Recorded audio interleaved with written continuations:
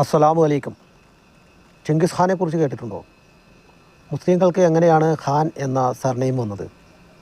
അത് ചെങ്കിസ് ഖാനിൽ നിന്നാണ്. പക്ഷേ രസകരമായൊരു വസ്തുത എന്തെന്ന് വെച്ചാൽ ചെങ്കിസ് ഖാൻ മുസ്ലിം അല്ലായിരുന്നു.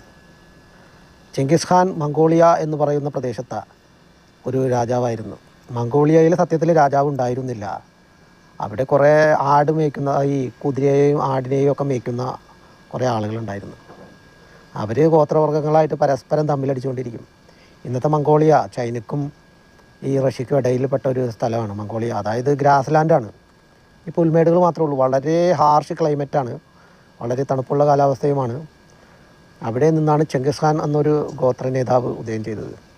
അദ്ദേഹം എന്ന് വെച്ചാൽ അദ്ദേഹത്തിൻ്റെ ഭാര്യയെ ആരോ വേറെ ഗോത്രത്തലവൻ തട്ടിക്കൊണ്ടുപോയി റേപ്പ് ചെയ്ത് ആ ഒരു കലിപ്പിലായിരുന്നു അദ്ദേഹം ആ ഗോത്ര നേതാവിനെ വധിച്ചു കളഞ്ഞ്. പിന്നെ മംഗോളിയയിലുള്ള കുറേ ഗോത്രവർഗ്ഗക്കാരെ എല്ലാം ഒരുമിപ്പിച്ച് ഒരു കുടക്കീഴിൽ കൊണ്ടുവന്ന് പിന്നീട് അദ്ദേഹം മുസ്ലിം അല്ലായിരുന്നു, അദ്ദേഹം അനിമിസ്റ്റായിരുന്നു. ഈ അനിമിസ്റ്റ് എന്ന് പറഞ്ഞാൽ ഈ മൃഗങ്ങളെയൊക്കെ ആരാധിക്കുന്നൊരു വിഭാഗമാണ്. ഈ ഖാൻ എന്ന് പറയുന്നത് അവരുടെ ഒരു സ്ഥാനപ്പേരാണ്. ആ രാജ്യക്കാർ നൽകുന്നൊരു സർക്കാർ, മറ്റേ രാജാവിൻ്റേതായിട്ടുള്ളൊരു ചുറ്റുപാടിൽ രാജാവ് നൽകുന്നൊരു സ്ഥാനപ്പേരാണ്. അങ്ങനെ അദ്ദേഹത്തിൻ്റെ യഥാർത്ഥ പേര് ടിമുജിൻ എന്നായിരുന്നു. പിന്നെ ടിമുജിൻ പിന്നീട് ചെങ്കിസ് ഖാൻ എന്ന സ്ഥാനപ്പേര് സ്വീകരിച്ചു. അദ്ദേഹത്തിന് 5000-ഓളം ഭാര്യമാരുണ്ടായിരുന്നു എന്നാണ് പറയുന്നത്. അദ്ദേഹത്തിന് എത്ര മക്കളുണ്ടായിരുന്നു അദ്ദേഹത്തിന് തന്നെ ഒരു പിടുത്തമില്ല. അദ്ദേഹത്തിൻ്റെ ഭാര്യയെ തട്ടിക്കൊണ്ടു പോയിട്ട് ഭാര്യ ഗർഭിണിയാവുകയും എന്നാൽ ആ കുട്ടിയെ സ്വന്തം കുട്ടിയെ പോലെയാണ് അദ്ദേഹം നോക്കിയത്. അത്രയ്ക്കൊരു വിശാല മനസ്കനായിരുന്നു ചെങ്കിസ് ഖാൻ. ഈ സി രവിചന്ദ്രൻ, ഈ നാസ്തികവാദി നിരീശ്വരവാദി സി രവിചന്ദ്രൻ അദ്ദേഹത്തെ മുസ്ലിമായിട്ട് തെറ്റിദ്ധരിച്ചു. 12 കോടി ജനങ്ങളെ കൂട്ടക്കൊല ചെയ്ത ആളാണ് ഈ ചെങ്കിസ് ഖാൻ. ചെങ്കിസ് ഖാൻ ക്രൂരനാണല്ലോ, മുസ്ലിങ്ങൾ ക്രൂരരാണെന്ന് കാണിക്കാൻ വേണ്ടി ചെങ്കിസ് ഖാനെ പിടിച്ച് മുസ്ലിമാക്കി. അങ്ങനെ ചെങ്കിസ് ഖാൻ നേരെ ചൈനയിൽ പോയി, ചൈന പിടിച്ചടക്കി.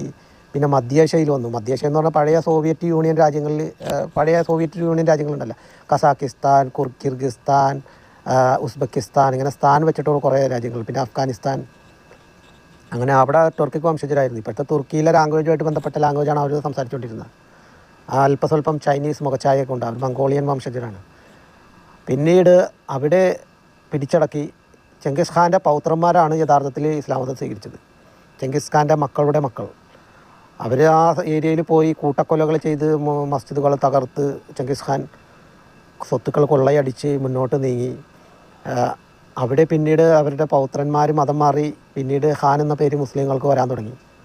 ഈ അഫ്ഗാനിസ്ഥാനിലൊക്കെ ഈ ഖാൻ എന്ന പേര് മെയിനായിട്ട് ഈ മധ്യേഷ്യയിലും പാകിസ്ഥാൻ, ഇന്ത്യ, അഫ്ഗാനിസ്ഥാൻ തുടങ്ങിയ സ്ഥലങ്ങളിലാണ്. ഖാൻ എന്ന് പറയുമ്പോൾ ഈ കൂടുതലും പഠാന്മാരാണ് ഈ സർനെയിം പൊതുവെ ഉപയോഗിക്കുന്നത്.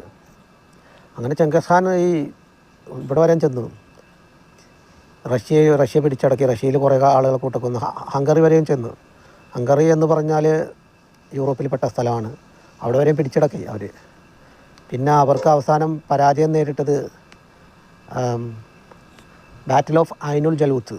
അതിപ്പോഴത്തെ ഈ ഇസ്രായേലിൽപ്പെട്ട ഒരു പ്രദേശമായിരുന്നു. അങ്ങനെ മുസ്ലിം സൈന്യം ഈ മംഗോളിയക്കാരെ പരാജയപ്പെടുത്തി. ഇത് പറഞ്ഞു വരുമ്പോൾ ഈ ചെങ്കിസ് ഖാൻ്റെ തലമുറയിൽപ്പെട്ടതാണ് ഈ ബാബറും ഈ മുഗൾ സാമ്രാജ്യമൊക്കെ. ബാബർ ചക്രവർത്തി ചെങ്കിസ് ഖാൻ്റെ ലൈനേജിൽ നിന്ന് വരുന്നതാണ്. ചെങ്കിസ് ഖാൻ മുസ്ലിം അല്ലെങ്കിലും അദ്ദേഹത്തിൻ്റെ സാമ്രാജ്യത്തിന് മുഗൾ സാമ്രാജ്യം എന്ന് വന്നത് തന്നെ ഈ മംഗോളിയ എന്ന രാജ്യത്തിൻ്റെ പേരിൽ നിന്നാണ്. മംഗോളിയ ഇപ്പോഴും ഒരു മുസ്ലിം രാജ്യമൊന്നുമല്ല. അവിടെ മുസ്ലിങ്ങൾ വെറും 14% ഉള്ളൂ. അവിടെ എന്ന് വെച്ചാൽ മെയിനായിട്ടുള്ളത് ഈ ബുദ്ധമതക്കാരാണ് അവിടെ മെയിനായിട്ടുള്ളത്.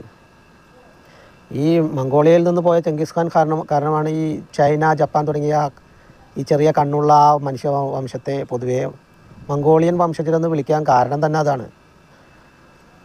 പിന്നീട് ചെങ്കിസ് ഖാൻ സത്യത്തിൽ ഇന്ത്യ അങ്ങനെ കടന്നാക്രമിച്ചില്ല.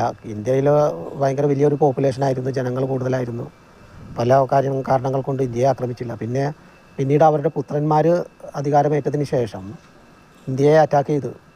13-ാം നൂറ്റാണ്ടിൽ ഇന്ത്യയെ ആക്രമിച്ചു. ഇവരെന്ന് പറഞ്ഞാൽ ആക്രമിച്ച് കയറിയ രാജ്യങ്ങളിലെ ജനങ്ങളെ ആണിനെയും പെണ്ണിനെയും കുട്ടികളെ ഉൾപ്പെടെ കൂട്ടക്കൊല ചെയ്യുന്നവരായിരുന്നു. അങ്ങനെ ഒരു ദുരന്തം ഇന്ത്യക്കും ഉണ്ടാവേണ്ടതായിരുന്നു. ഇന്ത്യയെ അവർ 13-ാം നൂറ്റാണ്ടിൽ മംഗോളുകൾ ആക്രമിച്ചപ്പോൾ അന്ന് അലാവുദ്ദീൻ ഖിൽജി ആയിരുന്നു ഇന്ത്യയുടെ സുൽത്താൻ. ഡൽഹി സുൽത്താനറ്റിൽപ്പെട്ട ആളായിരുന്നു. അത് സത്യത്തിൽ ഇന്ത്യയെ രക്ഷിച്ച ആളായിരുന്നു ഈ അലാവുദ്ദീൻ ഖിൽജി. അവരെങ്ങാനും ഇന്ത്യയെ കീഴടക്കിയിരുന്നെങ്കിൽ ഇന്നിപ്പോൾ 140 കോടി ജനങ്ങളുണ്ടല്ലോ ഇന്ത്യയിൽ. അങ്ങനെ കീഴടക്കിയിരുന്നെങ്കിൽ ഇന്ത്യയിൽ ഇപ്പോൾ 140 കോടിയൊന്നും ഉണ്ടാവില്ല. അന്നത്തെ ജനങ്ങളെ കുറേ കൊന്നൊടുക്കിയതിന് ശേഷം ബാക്കി അവശേഷിക്കുന്നവരുടെ ഒരു തലമുറയെ ഇപ്പോഴും ഉണ്ടാവുള്ളൂ. പക്ഷേ അവർ ഇന്ത്യയുടെ ഭാഗമായിരുന്ന കാശ്മീർ കീഴടക്കി ഡൽഹിയിലെത്തുന്നതിന് മുമ്പേ ഇവരെ അലാവുദ്ദീൻ ഖിൽജിയുടെ സൈന്യം നേരിട്ടെന്ന് മാത്രമല്ല, ഇവരുടെ 40,000-ഓളം സൈനികരെ, ഈ മംഗോളിയൻ സൈനികരെ കൂട്ടക്കൊല ചെയ്തു അലാവുദ്ദീൻ ഖിൽജി.